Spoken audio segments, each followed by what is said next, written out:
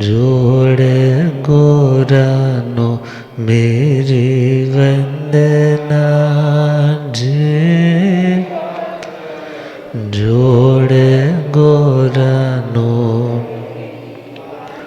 एक बार वंदना हजार बार वंदना, एक बार वंदना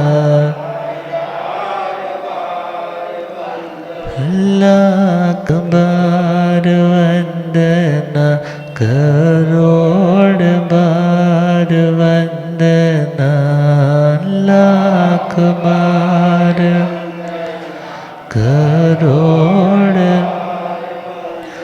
जी हाथ जोड़े गोरानो मेरी वंदना जी हाथ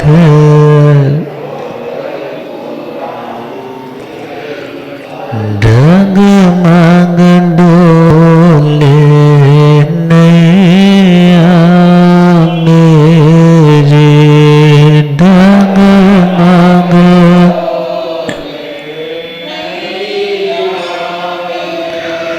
मुझको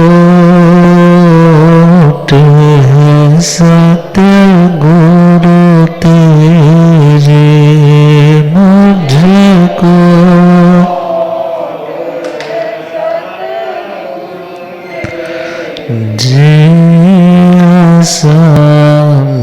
सागर पार लंघना, सागर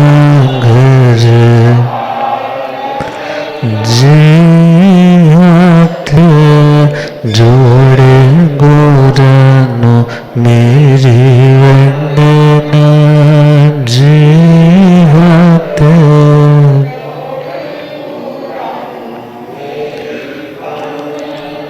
अनंत अनंत शांति के निकेतन शासनपति श्रमण भगवान महावीर स्वामी के पावन चरणारविंदों में हार्दिक भावना वंदन नमन।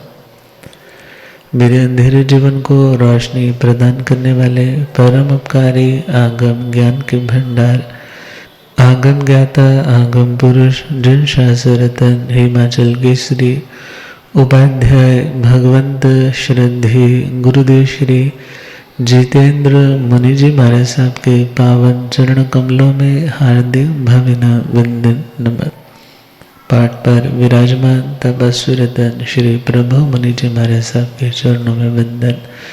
धर्म सभा में उपस्थित धर्मानुरागियों, सुशीलवती माताओं एवं बहनों, असीम पुण्यदय से भाग्योदय से आप सबको संतों का समागम और वीतरागवाणी श्रवण करने का शुभ अवसर प्राप्त हो रहा है।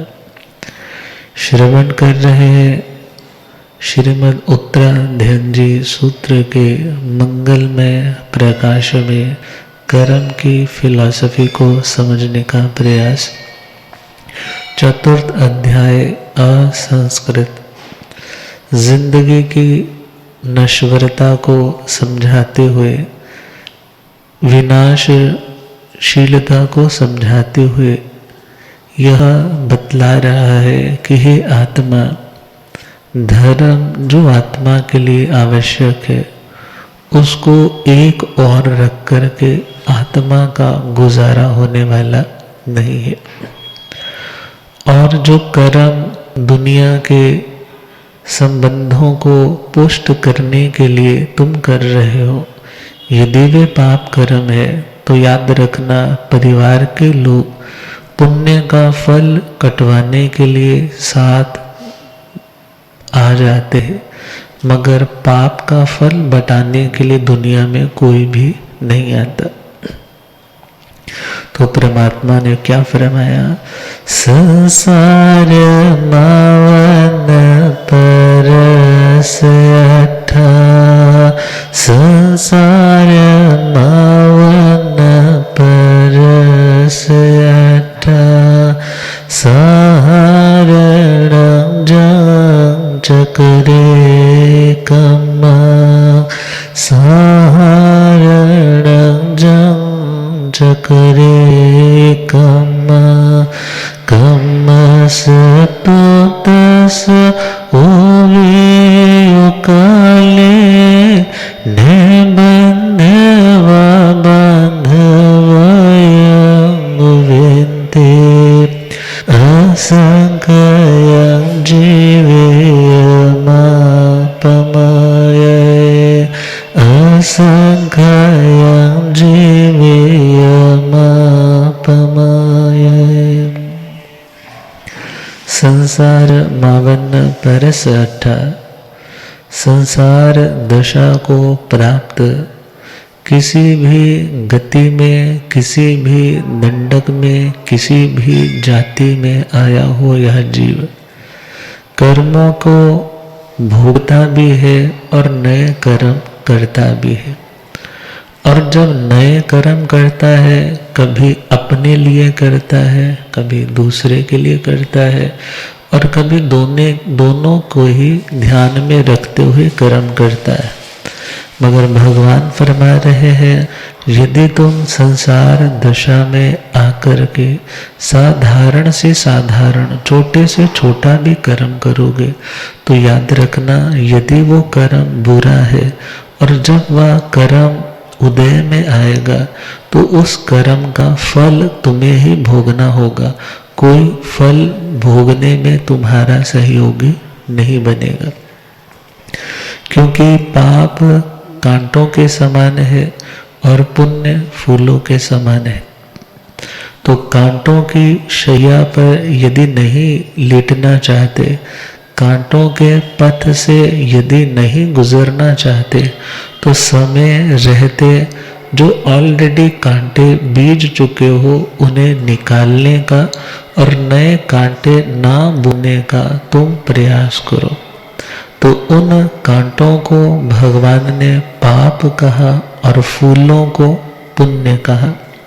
तो यहाँ पर परमात्मा का संदेश, साधारण कर्म भी यदि तुम कर रहे हो तो याद रखना, मसतु तसु वेयु काले, जब उस कर्म का वेदन काल आएगा। कौन सा काल? वेदन काल। वेदन मतलब अनुभूति का समय, जब कर्म परिपक्व होकर के पक करके तुम्हारी झोली में फल रूप में गिरेगा, तो उस फल को तुम्हें ही चखना होगा। वो फल तुम किसी से शेयर नहीं कर सकते, वो फल तुम फेंक नहीं सकते, वो फल तुम्हें ही खाना होगा। अब ध्यान देना है, बहुत से लोग उन पक्षियों की तरह होते हैं जो कर्म का भोग तो करते हैं, मगर कर्म का भोग करने के उपरांत नए कर्म को जनरेट कर देते हैं। पक्षियों को देखा होगा, जब वो पिप्पल के या वट वृक्ष इत्यादि के उन फलों को खाते हैं, बीजों को खाते हैं, अब उन्हें खा तो लिया, मगर खाने के बाद पूरी तरह से वो बचा नहीं पाए। और कभी छतों पे और कभी किसी सूखी जगह पर, कभी किसी दीवारों के किनारे पर वो बीट कर देते, और बीट जैसे ही वो उन्हें बीज का और मिट्टी इत्यादि का संयोग मिला, तो समय आने पर वहाँ पर पेड़ उगने लग जाते। कुछ जीव कैसे हैं जो कर्म का भोग किया जा रहा है, उस भोग के साथ साथ नए कर्म के बीज भी छोड़ लेते हैं, अर्थात उनके वो कर्मों के फल देने की शक्ति, अर्थात वो पेड़ समाप्त नहीं हो पाते। और यदि उस कर्म को भोगा जाता समता से, तो उसका कोई भी कंटेंट बचता नहीं। अर्थात यदि विष्ठा काल आता, मीन्स जब कर्म का समाप्ति काल आता कि उस कर्म को फ्लश आउट कर दिया अब और नहीं, तो नया कर्म का पेड़ न उग पाता। मगर अज्ञान दशा में जो कर्म काटा जाता है, काटा तो जा रहा है मगर नया और बांध लिया जाता है। और परमात्मा कह रहे हैं, संसार दशा में प्राप्त व्यक्ति कर्म करता है अपने लिए, अपनों के लिए, मगर जो खुद कर्म किया है, याद रखना, भले अपने लिए करो भले अपनों के लिए करो, उस कर्म का फल तो किसे भोगना पड़ेगा? स्वयं ही भोगना पड़ेगा।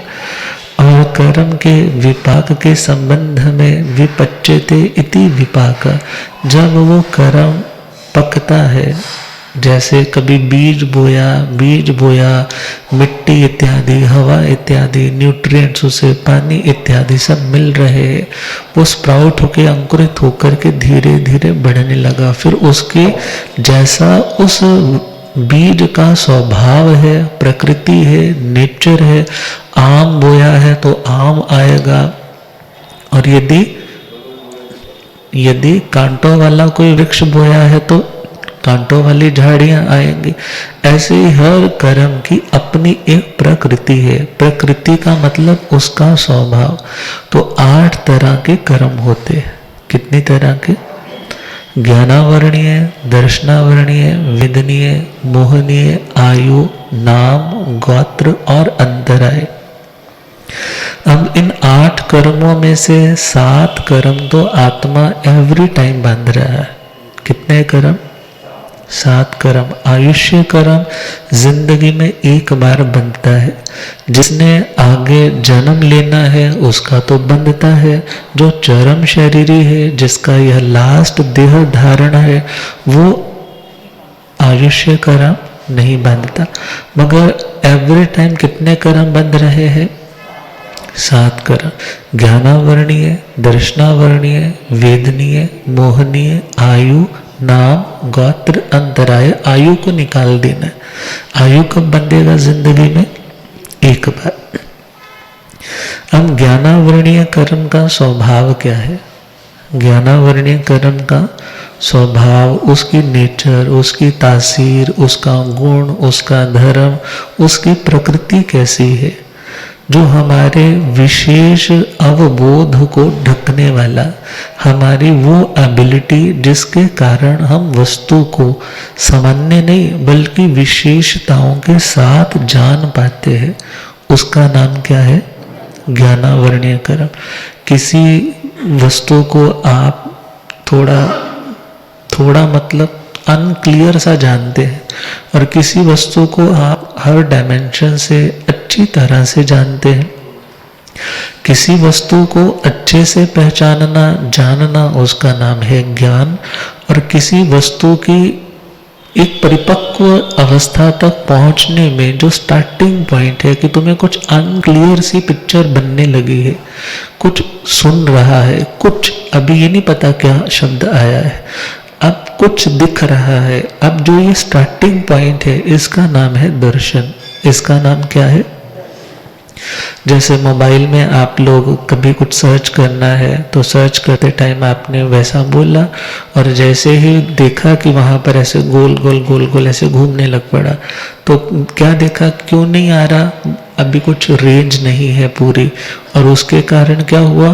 कुछ हल्की धुंधली सी इमेज तो दिखी, मगर आगे पिक्चर ना कोई साउंड आया, ना कोई उसकी पिक्चर आई। मगर जैसे ही वो पिक्चर सामने आने लगी, सामने पता चला अच्छा महाराज जी का ये प्रवचन चल रहा है, महाराज जी इस टाइम ये बोल रहे हैं। अब जो ये देखा, जाना, सुना जा रहा है, दिस इज ज्ञान। उसका नाम क्या होगा? और जो भी स्टार्टिंग इनिशियल पॉइंट था कि उस तक पहुंचने का, उसका नाम होगा दर्शन। जब ऐसे ऐसे रोटेट हो रहा है, रोटेट होना मतलब उपयोग लग रहा है। क्या लग रहा है? उपयोग। ज्ञान और दर्शन आत्मा के ये सहज उसके स्वाभाविक ये 2 उपयोग है। किसी के ये 2 गुण विकसित इतने होते हैं कि बस इसके बाद और विकास नहीं है, और कई लोगों के भी अविकसित होते हैं। और विकास और अविकास उसको ध्यान में रखते हुए ही कहा जाता है ये आत्मा अभी संसारी है, ये आत्मा अब केवल ज्ञानी बन चुका है। जिसके ये आवरण, ये पर्दे हट जाते हैं तो फिर उनका उपयोग इंस्टेंटली लगता है। वो अपनी उस एबिलिटी को इंस्टेंटली उपयोग कर पाते हैं। कौन? जिनके वो पर्दे हट जाते हैं। अब जिनके पास पूरी रेंज आ रही है, प्रॉपर रेंज है, फिर उन्हें कोई प्रॉब्लम नहीं आती। तो वैसे पहले दर्शन फिर ज्ञान, क्योंकि दर्शन अर्थात किसी वस्तु के सामान्य धर्म को जानने की जो शक्ति है वो दर्शन हो गया, और जो ज्ञान है वो है वस्तु के विशेषताओं के साथ इसमें क्या क्या है। कोई बहन सपोज नीचे उतरी है और ऊपर से आपने देखा और आपको लगा कोई बहन आई है, अब ये नहीं पता उसने साड़ी पहनी है, चश्मा लगाया है, हाथ में समय का बैग लिया है, ये तो सेक्टर इसमें रहने वाली है, तो बहुत तपस्या करने वाली है, इन चीज़ों का कुछ नहीं पता चला। मगर सिर्फ क्या पता चला, कोई बहन, कोई आ रहा है, कोई आ रहा है, इतनी जो जानकारी है उसे हम कह सकते हैं कि वो दर्शन। और जब पता चल जाएगी वो व्यक्ति है, उसका नाम ज्ञान। और शास्त्रों में दर्शन का एक जगह पे मीनिंग श्रद्धा भी आता है। जब बोलेंगे सम्यक दर्शन ज्ञान चारित्राणि मोक्ष मार्ग, सम्यक श्रद्धा, सम्यक ज्ञान नॉलेज और सम्यक चारित्र प्रैक्टिस, ये तीन चीजें मिलकर के आत्मा को बंधन से मुक्त करवाते हैं। ये रास्ता है, ये उपाय है मुक्ति का। तो वहां पर दर्शन का मतलब श्रद्धा है। मगर जब हम 8 कर्मों की बात करते हैं तो वहां पर जो दूसरा कर्म है उसका नाम है दर्शनावर्णीय कर्म। पहला कर्म कौन सा, ज्ञानावर्णीय कर्म। उसका क्या काम है, हमारे अनंत जो केवल ज्ञान की एबिलिटी है उसको आवृत करना, उसको ढके रखना, उसको पर्दे में रखना। और जो चीज पर्दे में है वो चीज दिखाई, सपोज करो यहाँ मेरे आगे 10 पर्दे लगा दिए जाए, मोटे मोटे लेयर वाले। अब 10 पर्दे लगाए हैं तो सामने क्या हो रहा है मुझे तो मुझे कोई अवधि ज्ञान हुआ हो तो मैं देख पाऊं, अदरवाइज क्योंकि इस ज्ञान के ही आगे 5 भेद आ जाते हैं ज्ञानावर्णीय के। मति ज्ञानावर्णीय, श्रुत ज्ञानावर्णीय, अवधि ज्ञानावर्णीय, मना परेव ज्ञानावर्णीय और केवल ज्ञानावर्णीय। अब जिसका ज्ञानावर्णीय कर्म उदय में है तो उसकी मति भी डल सी रहेगी, उसको चीज अपनी बुद्धि भी चला नहीं पाएगा। और वो कुछ पढ़ना चाहे, किसी से सीखना चाहे तो श्रुत ज्ञान का भी उसे लाभ नहीं हो पाएगा। और यदि मन और इंद्रियों के सहयोग के बिना किसी रूपवान जिसमें वर्ण गंध रस स्पर्श है, ऐसी दूर दूर की वस्तुओं को एक सीमा में, एक उसके सीमित स्वरूप में जानने की भी एबिलिटी उसके अंदर नहीं आ पाएगी। क्यों? यदि अवधि ज्ञानावर्णीय कर्म उदय में है और किसी के मन में चल रहे भावों का नक्शा बना करके आप उसे जान नहीं पाओगे। क्यों? क्योंकि अभी कौन सा कर्म उदय में, मना पर्यव ज्ञानावर्णीय। और इसी प्रकार आज हमें अभी तक केवल ज्ञान क्यों नहीं हो रहा? क्योंकि कौन सा कर्म उदय में है अभी, केवल ज्ञानावर्णीय। तो इस प्रकार हर कर्म की अपनी प्रकृति है, अपना स्वभाव है। अब जैसे घर में हर व्यक्ति के एक नेचर होती है, एक व्यक्ति इतना ज़्यादा हॉस्पिटलिटी करता है, कोई आए तो सही उसकी सेवा में लग जाता है, और कोई व्यक्ति इतना हॉस्टाइल होता है कि वो उसको परवाह ही नहीं होती, कोई आया है पानी तक नहीं पूछेगा। और किसी व्यक्ति की ऐसी नेचर होती है कि किसी का दुख देख ले तो उसका अंदर से ही छटपटाहट होती है, मैं जाकर पूछूं, इस व्यक्ति को कुछ ना कुछ सजेशन दूं। और किसी व्यक्ति की ऐसा स्वभाव बन जाता है कि उसे फर्क ही नहीं पड़ता किसी को क्या प्रॉब्लम है नहीं है। अब हर व्यक्ति अपनी अपनी प्रकृति नेचर के कारण पहचाना जाता है। अब और आगे चले तो जैसे राजस्थान में जब पाली में चौमासा था तो कहने लगे गर्मियों का टाइम, बोले बाबूजी लड्डू कृपा करो। मैंने बोला लड्डू इतनी गर्मी में ये पिन्नियाँ कौन खाएगा?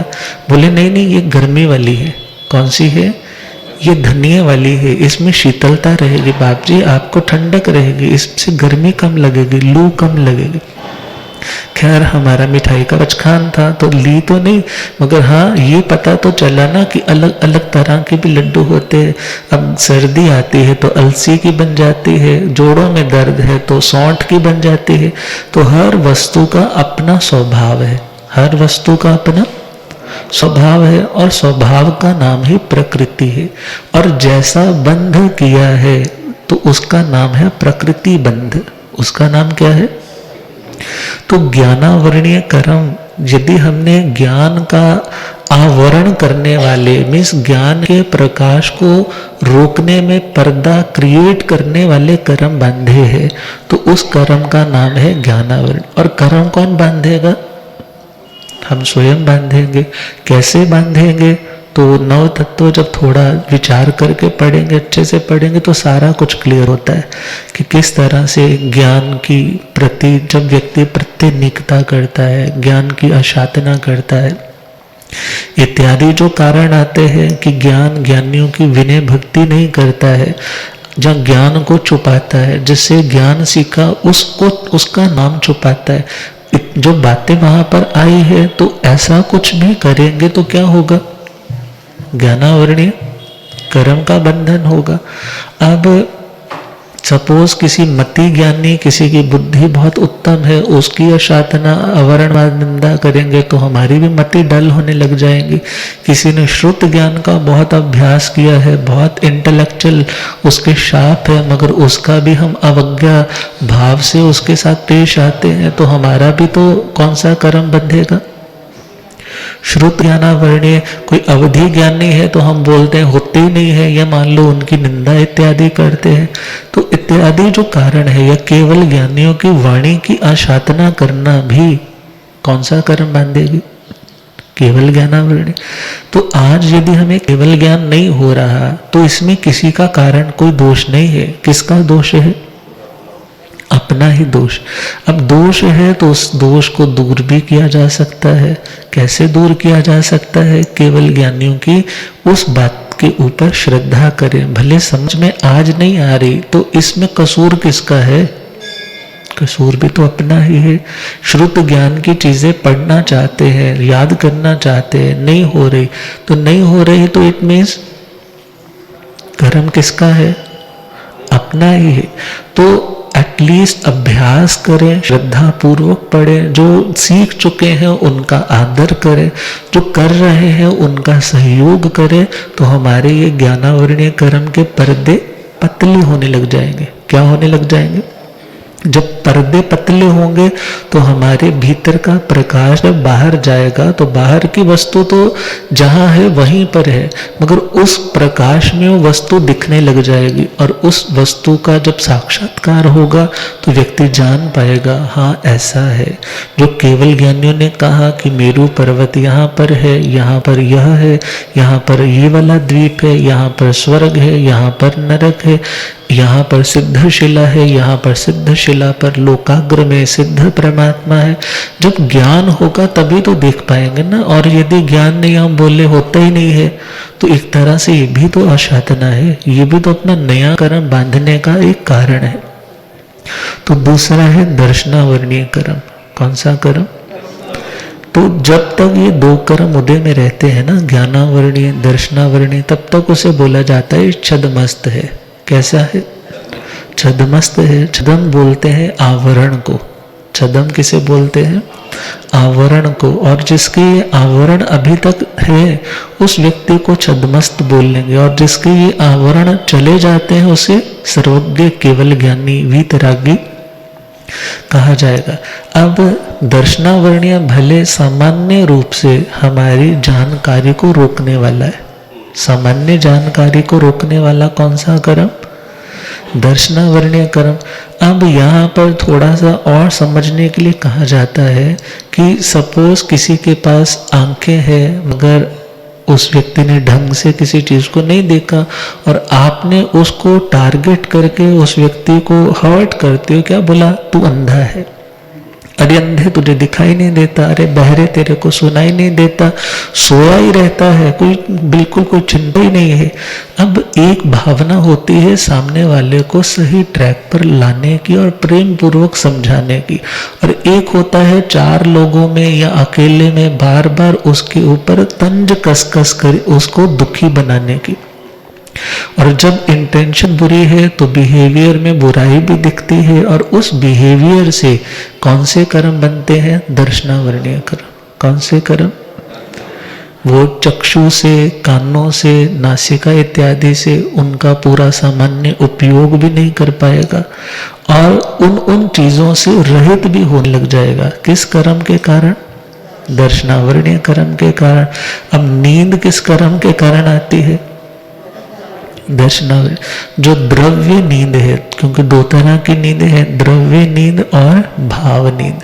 द्रव्य नींद तो है कि व्यक्ति सोया है तो उसको अभी नहीं पता घर में क्या हो रहा है, मगर भाव नींद का मतलब है आत्मा के लिए जो हितकारी है, अच्छा है, उस रास्ते की उसे पहचान ही नहीं हो पाती, वो देख ही नहीं पाता, तो वो तो दर्शन मोहनीय कर्म का प्रसंग है। मगर यहाँ है द्रव्य नींद, जो आंखें बंद होती है, नींद आ जाती है, सुप्त अवस्था में चले जाते हैं, तो उस निद्रा का जो रीजन है वो कौन सा कर्म है? दर्शनावरणीय कर्म। क्योंकि सिद्ध आत्माएं सोती नहीं है। सिद्ध आत्माएं क्यों नहीं सोती? बिकॉज आत्मा का स्वभाव ही नहीं है सोना। आत्मा का स्वभाव सोना नहीं है, मगर अभी हम शरीर के साथ हैं तो शरीर की अपनी फंक्शनिंग है, शरीर की अपनी रिक्वायरमेंट है, उसे एक टाइम पे रेस्ट मोड भी चाहिए। इवन व्यक्ति जब ओवर थिंकिंग करता है तब भी एग्जॉस्ट हो जाता है, तो बोलता है भाई मेरे मन को भी क्या चाहिए? रेस्ट चाहिए। और मन की शांति के लिए वो मेडिटेशन कैंप्स में जाता है, वो डीप ब्रीदिंग करके अपने श्वास को देखते देखते गहरा उतरना चाहता है। मन की शांति के लिए वो कुछ ना कुछ खोजता है कि मैं कुछ भी ना सोचूं, क्या था दृष्टा भाव में आ जाऊं।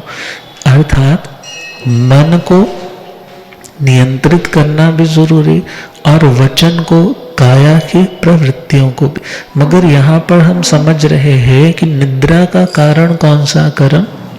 दर्शनावरणीय कर्म। अब नींद को, भूख को, लड़ाई को बोलते हैं जितना चाहो बढ़ा सकते हो, और यदि इसको थोड़ा कम करने लगो तो कम भी कर सकते हैं। और हमारे बड़े गुरुदेव, दादा गुरुदेव तो कहा करते थे कि यदि उठने के बाद तुमने लड़ाई करनी है, दुनिया के गलत चिंतन में जाना है, कुछ गलत तुमने कम्युनिकेशन में, क्रिटिसिज्म में ही बैठना है, ऐसी संगति में बैठना है जहाँ कर्म का बंध हो, इससे मच बेटर है कि तुम क्या कर जाओ? सो जाओ। तो दर्शनावरणीय कर्म के कारण वो जो 9 भेद आते हैं, निद्रा, निद्रा निद्रा, प्रचला प्रचला प्रचला, स्त्यान गृद्धि निद्रा, चक्षु दर्शनावरणीय, चक्षु दर्शनावरणीय, अवधि दर्शनावरणीय और केवल दर्शनावरणीय। तो निद्रा निद्रा निद्रा, जो सुख से आ जाए और सुख से खुल जाए वो निद्रा, और जो पहले तो टाइम पर नींद आई नहीं और टाइम पे खुले नहीं, उसे निद्रा निद्रा बोल दिया। फिर प्रचला है, बैठे बैठे, खड़े खड़े किसी को क्या हो जाती है, वो कौन सा कर्म है? दर्शनावरणीय। चलते चलते नींद आ जाए तो प्रचला प्रचला, सोए सोए अर्ध वासुदेव जैसी ताकत आ जाए और कुछ उत्तम कार्य नहीं बल्कि अनिष्ट ही जो करके आए, ऐसी निद्रा कौन सी? स्त्यान गृद्धि निद्रा। और चक्षु दर्शनावरणीय, आंखों के माध्यम से जो रूप को हम देखना चाहते, उसका सामान्य अवबोध, जानकारी भी हमें ना हो पाए, वो कौन सा कर्म? चक्षु दर्शनावरण। और अचक्षु में बाकी की 4 इंद्रियां ले ली, क्योंकि आंखों के माध्यम से जो रूप है, किसी वस्तु को हम देखते हैं, तो हमारी जो आंख है वो कैसी है? अप्राप्यकारी। कैसी है? अप्राप्यकारी। अप्राप्यकारी का मतलब कि जो सामने सपोज मेरे को वृक्ष दिख रहा है, तो ये नहीं है कि वृक्ष मेरी आंख के साथ आकर के ऐसे चिपका फिर मेरे को दिखाई दिया। मगर बाकी इंद्रियों में क्या होता है? बाकियों में क्या होता है? यदि कानों का विषय है तो स्पृष्ट तो हुआ ना, शब्द के परमाणु आकर के टच हुए, फिर जाकर के एयर ड्रम्स पे वो एम्पलीफाई होकर के सिग्नल गया ब्रेन को, जाकर के मैंने रिकॉग्नाइज किया कि ये ध्वनि आ रही। नासिका में भी क्या होगा? नीचे यदि पूड़ियां बनाई जा रही है तो उनकी फ्रेग्रेंस आई, तो फ्रेग्रेंस के साथ साथ क्या हुआ? बद्ध स्पृष्ट आकर के वो कुछ ना कुछ वो पुद्गल आकर के क्या होंगे? आकर के कुछ ना कुछ टच भी हुए, कुछ चिपके भी, तो जाकर के पता चला। रसानुभूति कब होगी? गुलाब जामुन मुंह में रखोगे तभी स्वाद आएगा ना।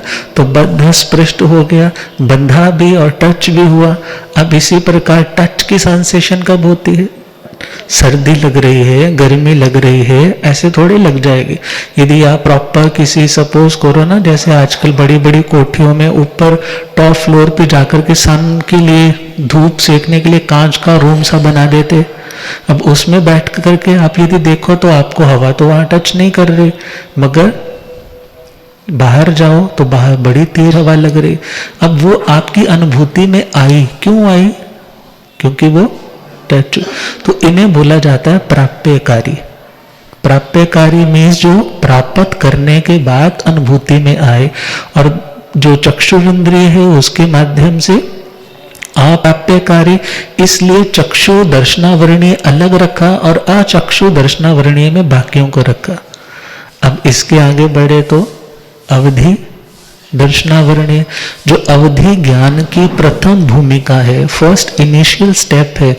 अब वही राउंड क्लियर नहीं हुआ तो अवधि ज्ञान कहाँ से हो?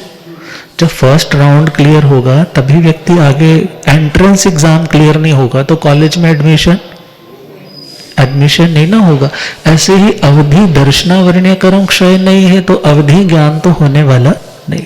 तो अवधि दर्शनावरणीय, जो अवधि ज्ञान की प्रथम भूमिका तक भी ना पहुंचने दे, उसे क्या बोलेंगे? अवधि दर्शनावरणीय। और केवल दर्शनावरणीय मीन्स जो केवल ज्ञान की प्रथम भूमिका, हम उसको बोले तो वो कौन सा?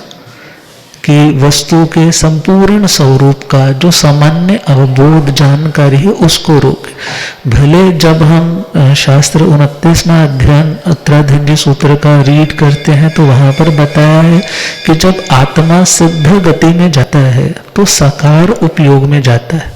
किस उपयोग में जाता है? साकार का मतलब है आकार के साथ। आकार के साथ मतलब उसकी विशेषताओं के साथ जानकारी। विशेषताओं के साथ मतलब उसके अलग अलग डायमेंशन से उसका जो जो स्वरूप है, उसकी अनंत पर्यायों को जानने की जो एबिलिटी है, उसका नाम है साकारोपयोग। और वस्तु के किसी एक जनरल सी जो जानकारी है उसका नाम अनाकार उपयोग। अनाकार उपयोग को दर्शन उपयोग बोलते हैं और साकार उपयोग किसे बोलते हैं? ज्ञान का उपयोग। कौन सा उपयोग? ज्ञान का। थोड़ा सा मुश्किल विषय है, मगर जब आत्मा सिद्ध गति में जाती है तो मीन्स केवल ज्ञान किस में जाती है? केवल। भले वो उपयोग तो फिर, क्योंकि लब्धियां दोनों एक टाइम पे रह सकती है। लब्धि का मतलब योग्यता। जैसे सपोज करो आपको हिंदी भी आती है, इंग्लिश भी आती है, उर्दू भी आती है, फ्रेंच भी आती है, प्राकृत भी आती है, संस्कृत भी आती है। लैंग्वेजेस तो आपको बहुत आती है, मगर एट वन टाइम आप कितनी लैंग्वेजेस में अपना ध्यान लगा सकते हो, बोल सकते हो? एक। ऐसे ही लब्धि की दृष्टि से आत्मा के पास केवल ज्ञान, केवल दर्शन, दोनों लब्धियां युगपत मतलब साइमल्टेनियसली होते हैं। मगर जब केवल ज्ञान में उपयोग है तो केवल दर्शन में नहीं, जब केवल दर्शन में उपयोग है तो केवल ज्ञान में नहीं। तो जब ये कर्म आवरण वाले, आवरण मतलब जो रोकने वाले, प्रतिबंधक कर्म है, जो पर्दा डालने वाले, रोशनी के आगे जो पर्दा डालने वाले कर्म है, जब वो हट जाते हैं तो ज्ञान का सूरज, केवल ज्ञान, केवल दर्शन का सूरज जगमगाता है और इस लोक अलोक को पूरी तरह से प्रकाशित करता है। लोक में जीव और पुद्गल की गति है, उसे भी देख पाता है, और अलोक में सिर्फ आकाश आस्तिक है, उसे भी जानने देखने लग जाते। तो ज्ञानावरणीय कर्म और दर्शनावरणीय कर्म। आगे बढ़े तो तीसरा कर्म कौन सा? वेदनीय कर्म। कौन सा कर्म? गुरुदेव पधारे। हो रब मेरा सतगुरु बन के आया मैनू,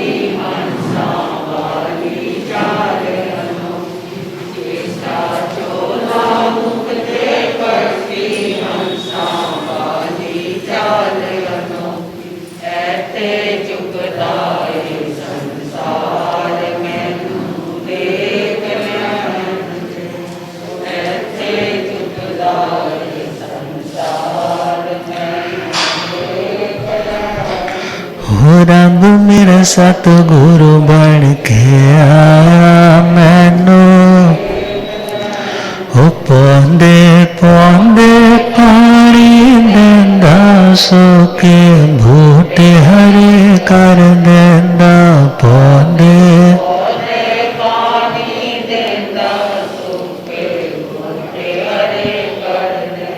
ओ केड़ा माली बन के आया मैनू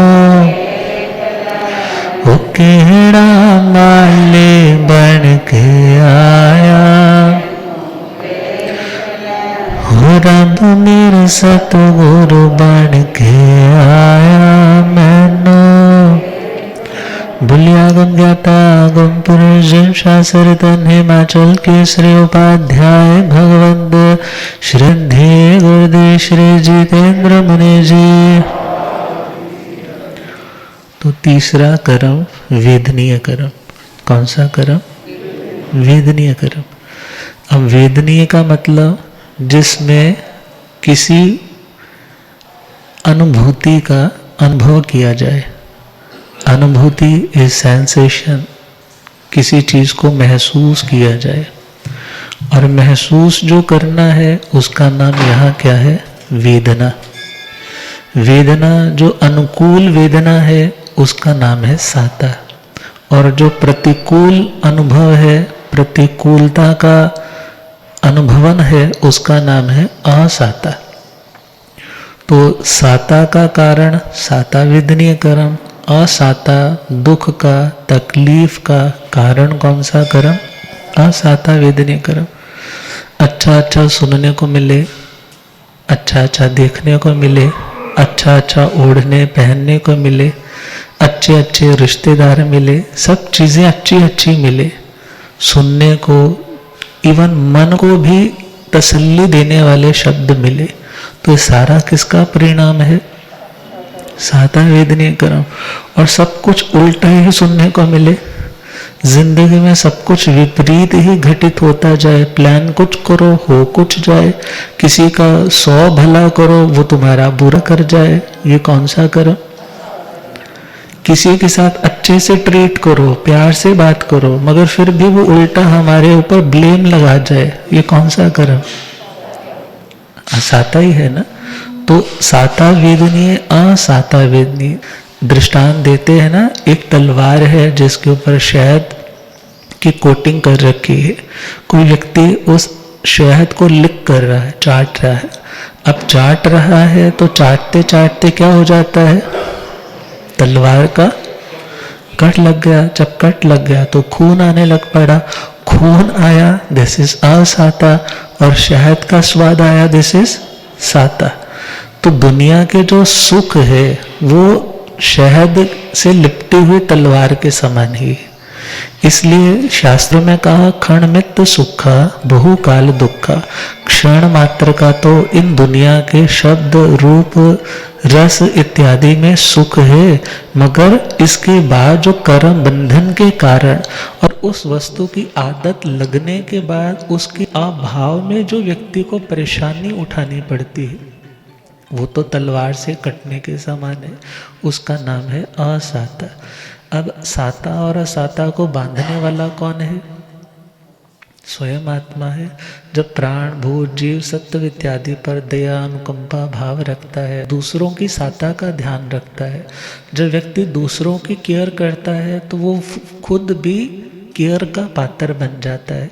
और जो व्यक्ति दूसरों का ध्यान नहीं रखता, फिर उसका भी कोई ध्यान रखने वाला नहीं होता। अर्थात रिस्पेक्ट करते हैं तो रिस्पेक्ट मिलती है, रिस्पेक्ट करके भी रिस्पेक्ट नहीं मिलती है, इट मीन्स ये आज का कर्म नहीं होगा, ये कभी किया होगा।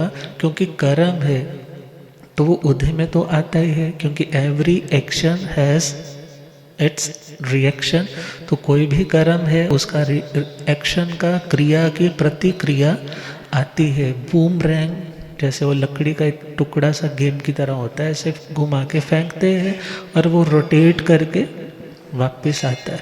और यदि पता नहीं कितने कर्मों के बूमरैंग छोड़ रखे हैं, अब वो रोटेट होकर के कहाँ आएंगे? आएंगे तो अपने पास ही। तो कहा है कर्म ये तेरे रे साथ ना छोड़ेंगे, कर्म ये तेरे रे, साथ ना तूने किए जो शुरू, अरे चक्कर ये पाप के, कर्म ये तेरे रे, साथ ना तूने किए जो शुरू, है किसकी इतनी हस्ती, जो कर्मों से बच पाए, किसकी इतनी हस्ती, जो कर्मों से बच पाए, राम किए वनवासी, लक्ष्मण भी कष्ट उठाए, राम किए लक्ष्मण भी कष्ट उठाए, साथ में जान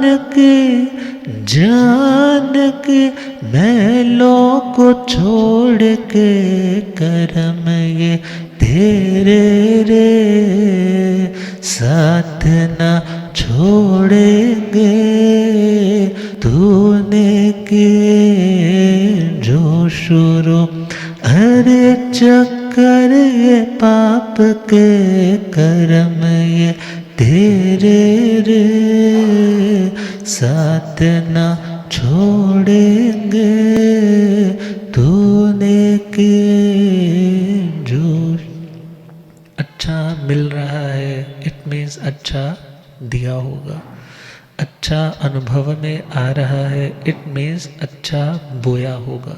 जो बोया है वही फलेगा, और जो फलेगा वही चखना होगा। और अनुकूल चखने को मिले तो साता वेदनीय, अनचाहा चखने को मिले दिस इज असाता वेदनीय। तो ये कर्मों का विज्ञान अभी थोड़ा थोड़ा हम समझ रहे हैं, तो वेदनीय कर्म के बाद आगे बढ़ेंगे। तो आज के लिए इतना ही। आप श्रद्धेय गुरुदेव कृपा फरमाए इन्हीं भावों के साथ। ओम शांति।